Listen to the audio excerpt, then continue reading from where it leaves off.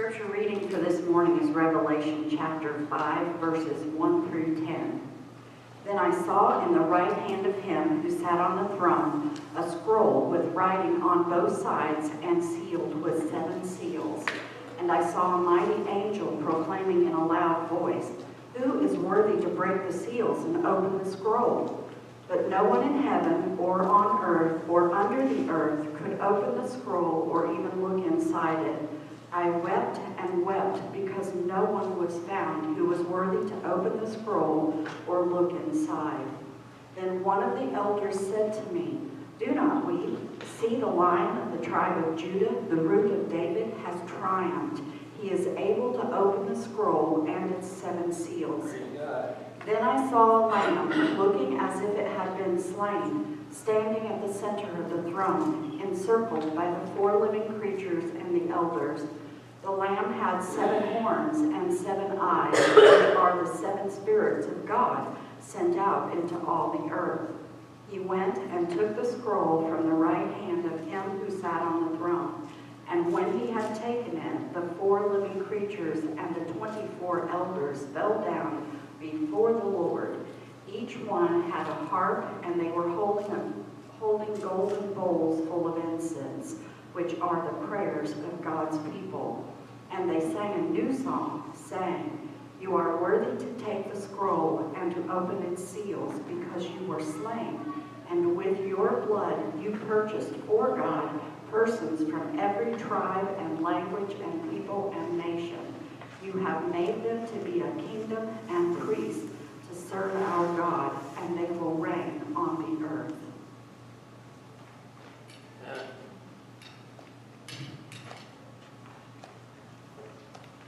So these next couple weeks, I would like to, and I am, be preaching on the book of Revelation. Because, and let's just stop here and just say this. Revelation, not revelations. Okay? So let's get that in our minds already. That this was, and the reason I say it that way is because this was one revelation. This whole book was written by John. And let me give you a little bit of history background. So, first of all, Jess earlier was singing "Worthy is the Lamb," and she says, "Was it okay that I picked out this song particularly? I saw that in the passage and I thought this would be perfect." And I'm like, I'm going to start preaching to you right now if you give me minutes, because I will do that. Because that's one of the most exciting parts of this passage is this "worthy is the Lamb" aspect. And I'll get to that here in just a moment. The book of Revelation was actually written by John, and some scholars debate whether or not that it was the apostle or the disciple John, or if it was another John that could have written that. But point being, he was a part of the early church, and he was writing to the early Christians of that day. He was writing letters to not only, so that we can read it, but he was writing a conglomeration of letters that writings that all kind of combined into one master writing to really churches that were the farthest west you could go. Well, for the most part. So, if you think about it this way, when the early Christian church started, in Jerusalem, let's say, it went up to Antioch, which was pretty north, and that's the farthest it had gone to that point. Then it started moving west to what we call Turkey now, and then we go on to Europe and all of those kind of things. So it was pretty far, and the known world was now covered with the idea of Christianity. It wasn't like most of the world's population at that point, but there were people scattered all over the place. John was a man, because of the Roman government, because of Emperor Domitian, who hated Christians, hated Jews. He wanted to kill them. He was just an awful, awful emperor. He caught John and he sent him out to the island of Patmos because he was preaching the gospel, and he just wanted to stop. He wanted him to stop. So instead of killing him, which would have really caused a lot of issues, but have gotten a lot of people mad, I'm just going to send them to a different island entirely. So it was the Greek island of Patmos.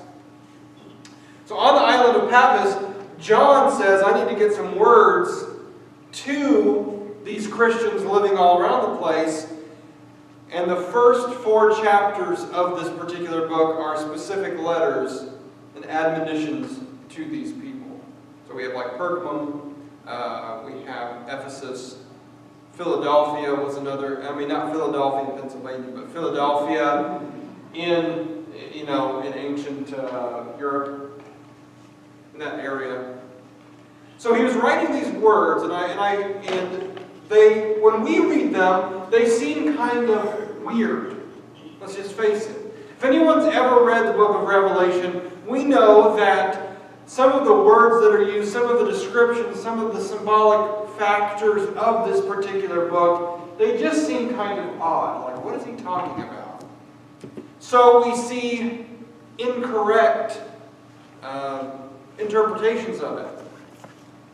Sometimes we get in the habit of looking at Revelation and think that there is some sort of like hidden code, that if I count every 3rd letter of Revelation, then it will be revealed to me like some magic potion or magic code. That's not what the book of Revelation is. Or maybe we look at it like this. I'm going to open up the book of Revelation and it will reveal everything that is to come, as if it's some book that foretells. Well, to be honest, there is a little bit of that, but not in the way that we think. The book of Revelation is written in a way, and let me give you an example. John knew ancient Jewish writing styles. And every book that you see in the Old and the New Testament had its own particular style. So when an ancient Jew or ancient Christian would hear it, or perhaps pick it up and read it, they knew the way that it was written. They knew how to perceive it. Does that make sense? Let me give you a good example of a modern day. It was a dark and stormy night.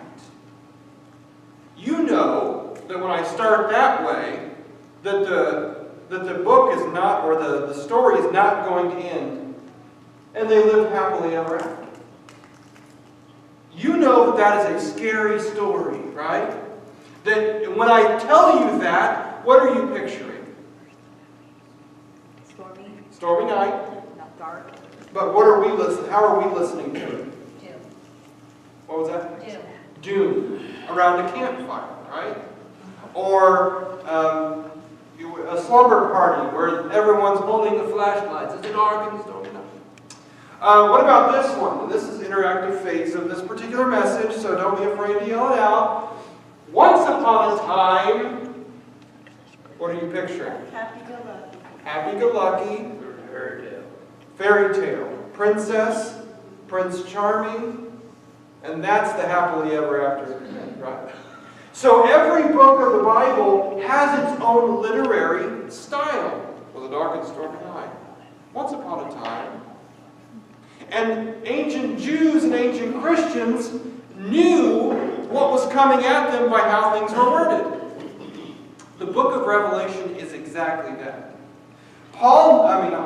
John knew that the way he wrote was going to be very important to convey what he wanted to convey. And here's a second layer of this, is that he's on the island exiled as a prisoner of Patmos. So he had to get these stories or these writings past the guards. Right? These Roman guards are like, what is this? Is he telling them to rebel? No. But he's telling them something very special. There is a hidden message in Revelation. And here I'm going to give you a spoiler alert. It's the gospel. Amen. This particular book of the Bible is actually a mirror image of the entire gospel written in the style of ancient Jewish prophecy. Well, what is an example of ancient Jewish prophecy? Daniel, Ezekiel, Jeremiah. All of those particular writings were were exactly what John was trying to emulate, getting over the border and getting to these people. So he wrote these things so that they would understand exactly what was coming. So I skipped the first 4 chapters because basically what he was writing were these letters to these ancient Christian groups, saying to them, hey, listen, you guys are doing great, but here's something else that God wants to tell you. Shape up. Okay, that's the first 4 chapters.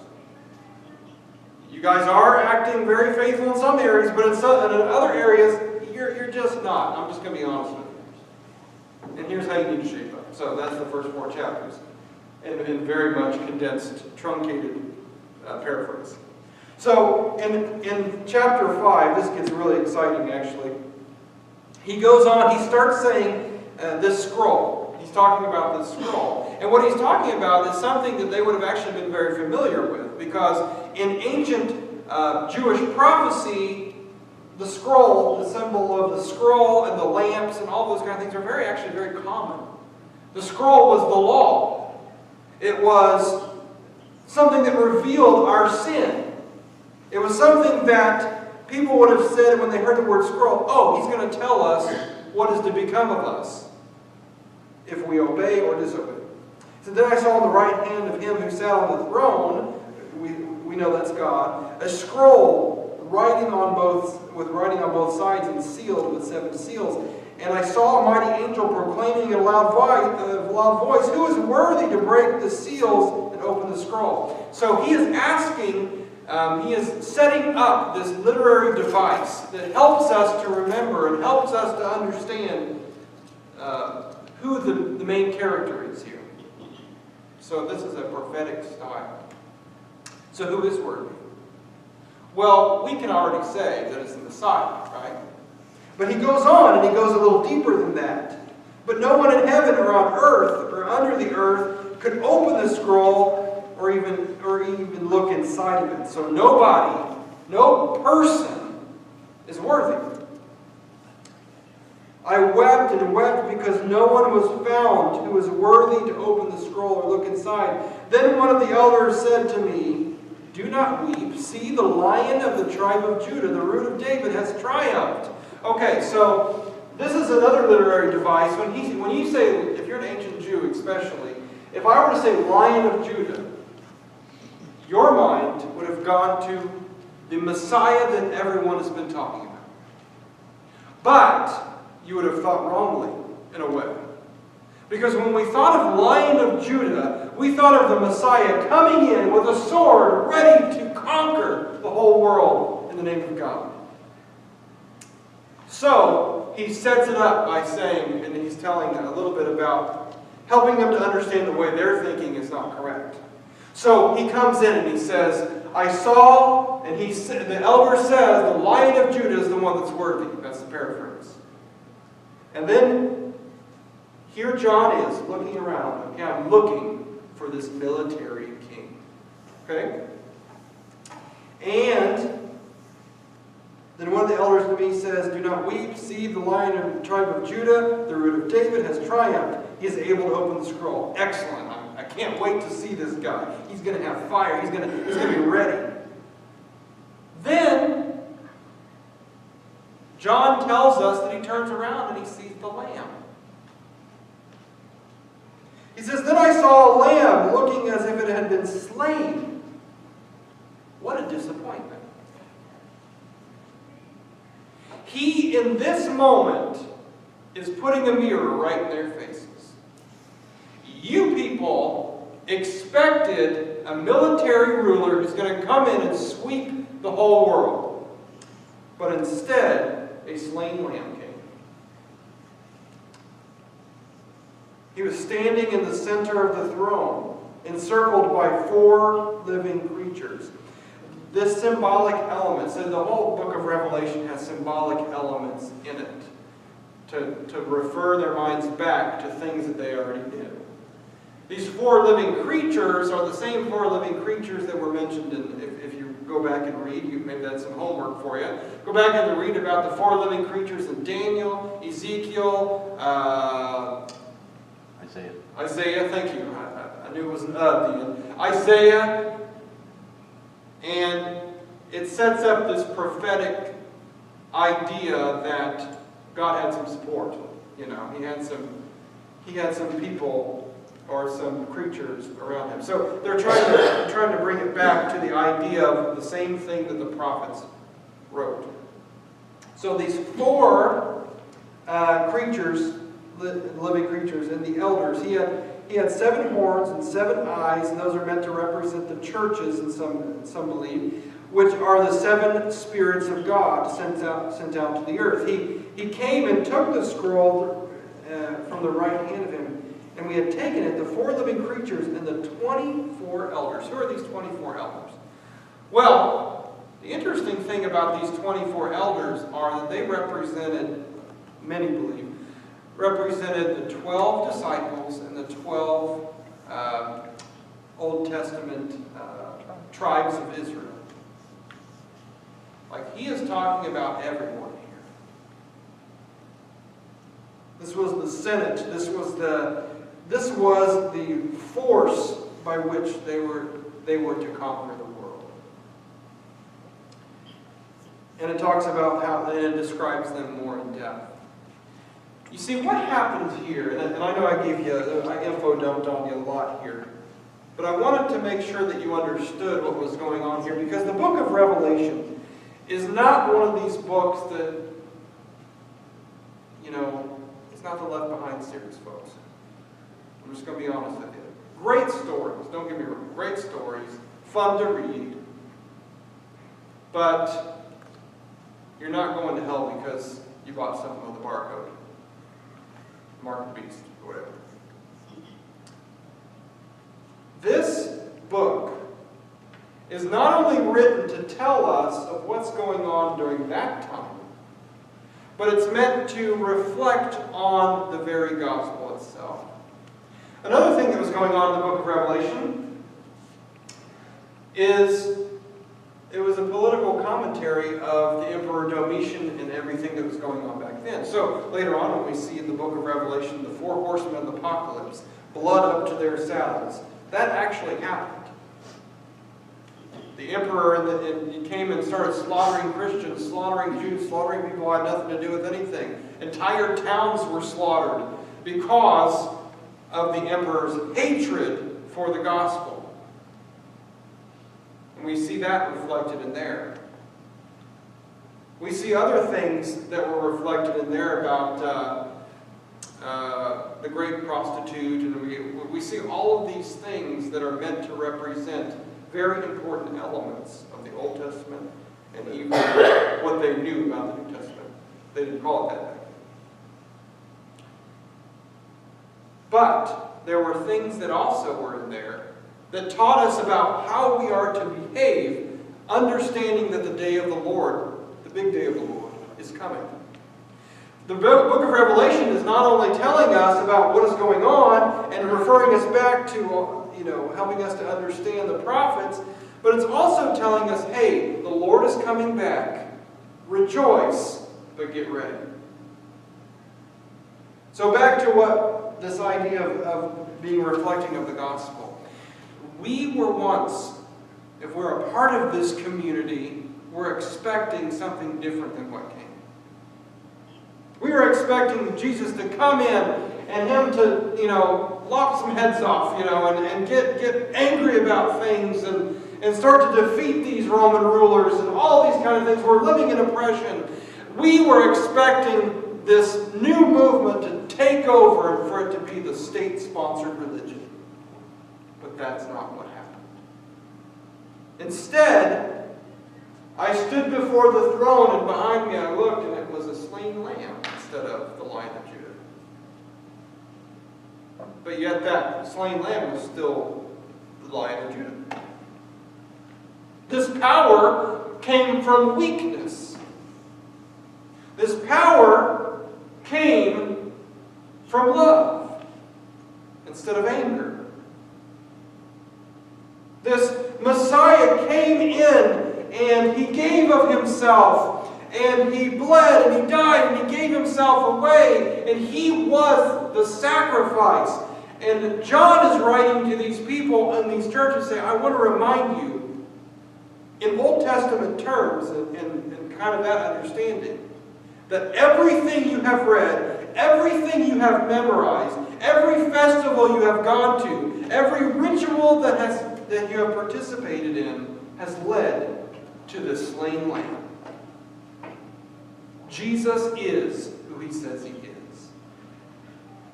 And he came here for you. The book of Revelation is just dripping with the gospel. And it's not this magic book that if I look at it, I can see my fortune.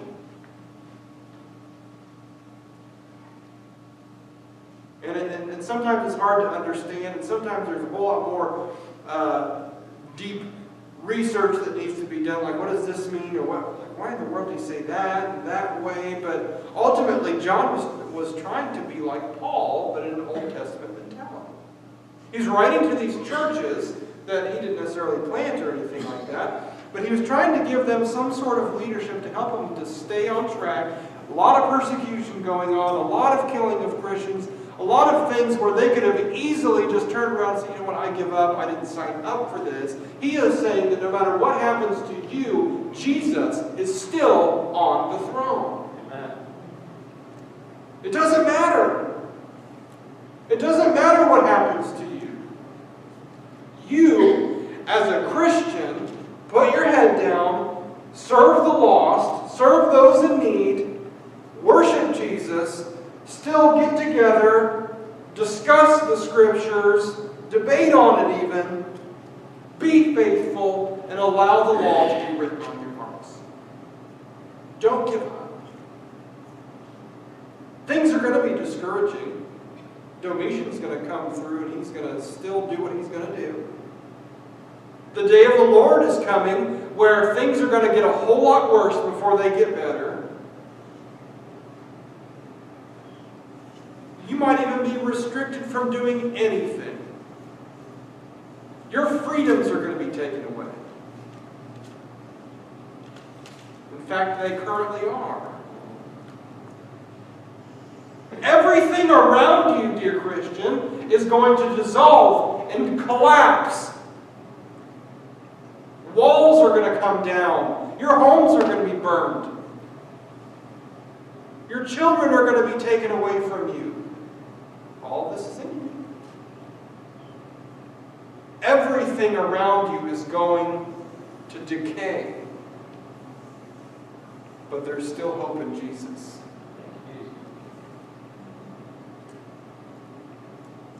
This is very relevant for today.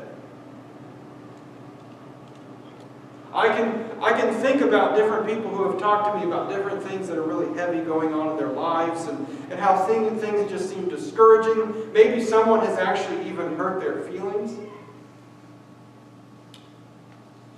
I have known people who are very early on in their faith life who have been just utterly hurt by another Christian, and that has caused them to just kind of turn their back and walk away. Well, if Christians are like this, I don't want to be any part of that. And I get that, I really, really do. But we have to understand what John is telling us here, that no matter how I act, Jesus is still on the throne. That doesn't give me, by the way, any excuse to act, as we say, act a fool, you know. That doesn't give me any excuse to walk away from the gospel and act as if Jesus didn't redeem me.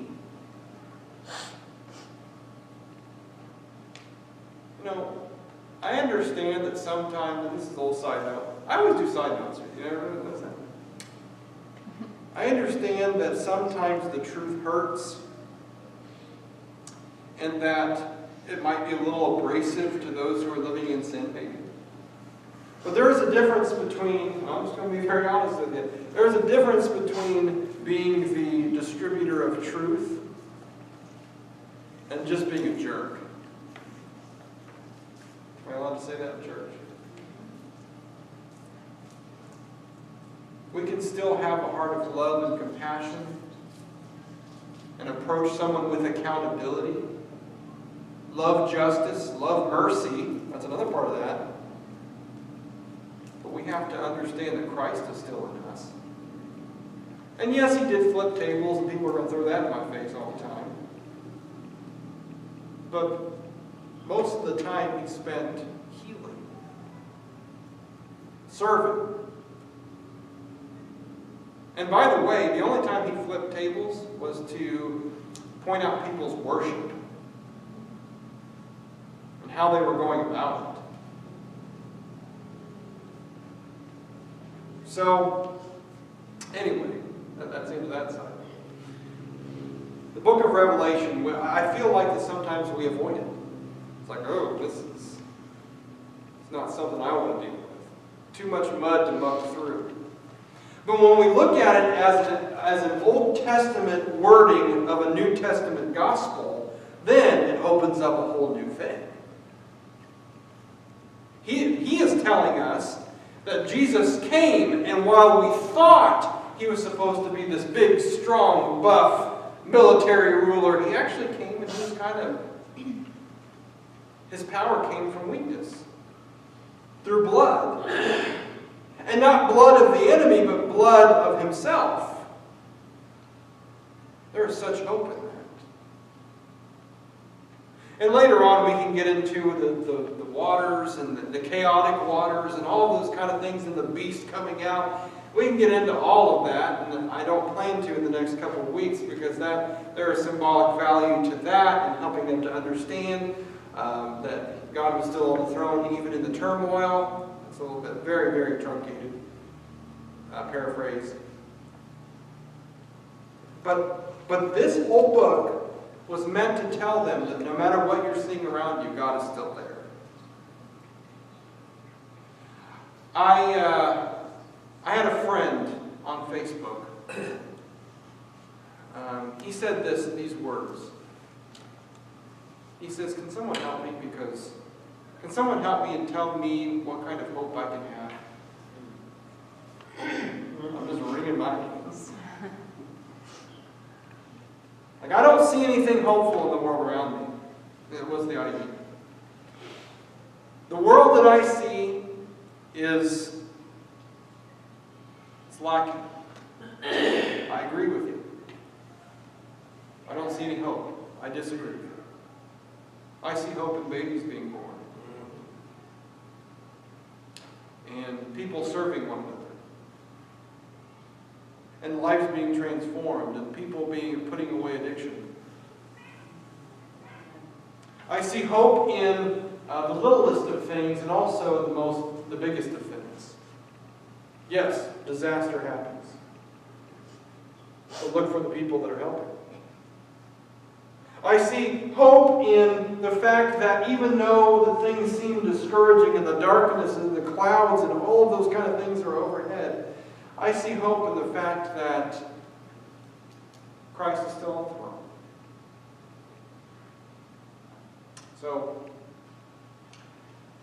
later on, John really gets into this concept of idol worship. And let me tell you about a new religion that has started in America. You may have heard of it. It's called politics.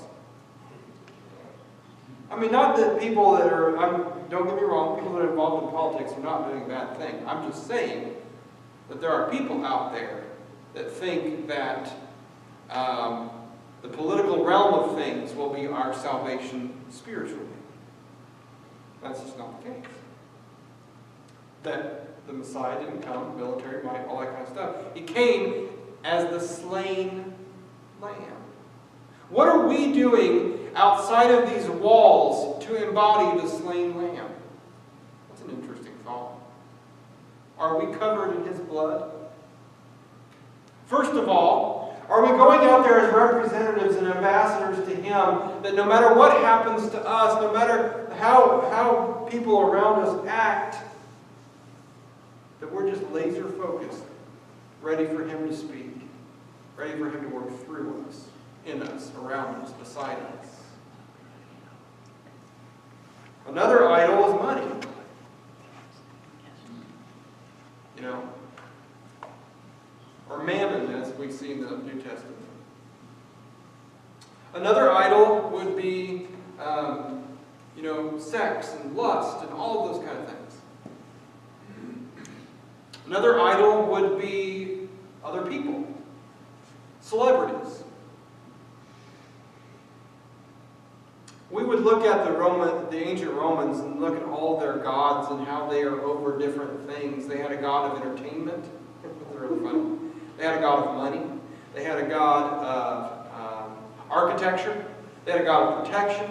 They had a god of sex. They had a god of fire, water, all the basic elements. All those kind of things. And we look at that and say, well, come on, don't you know that there's one God? But we do the same thing.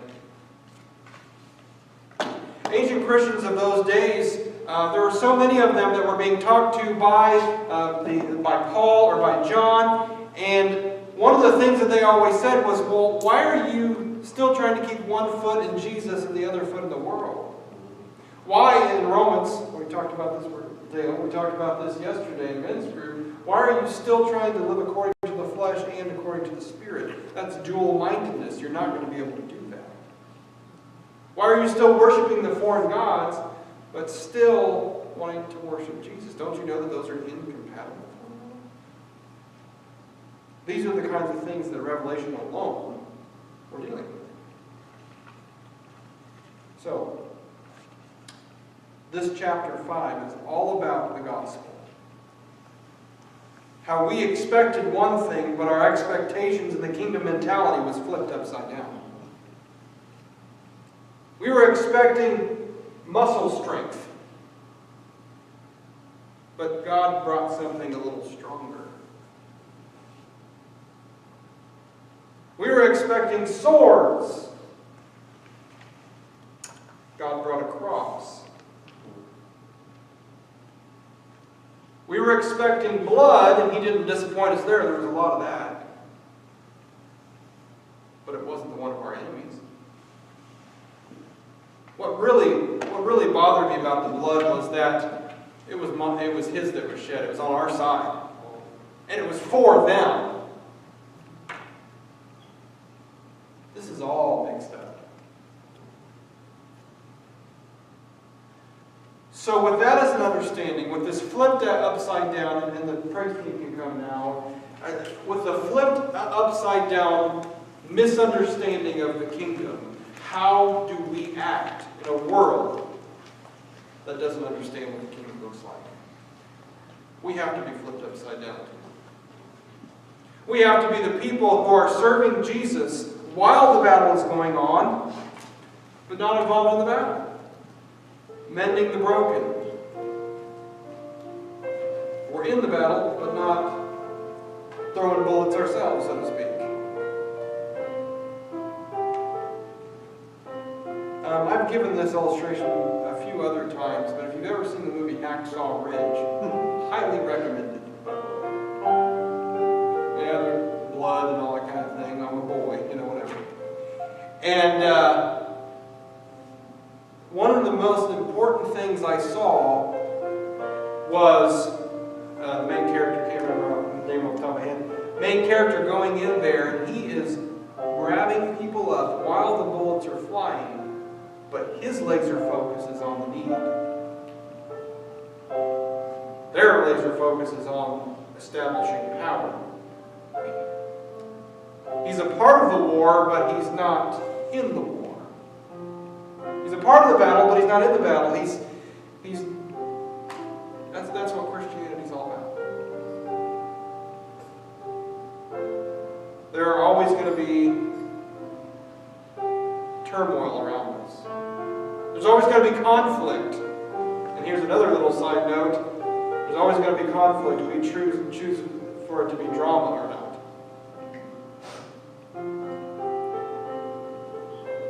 But my question is, how are we embodying the slain Lamb, the resurrected Christ? If we are saying that we want to be like Jesus, this is a part of it. The praise team is up here. They're going to lead us in song.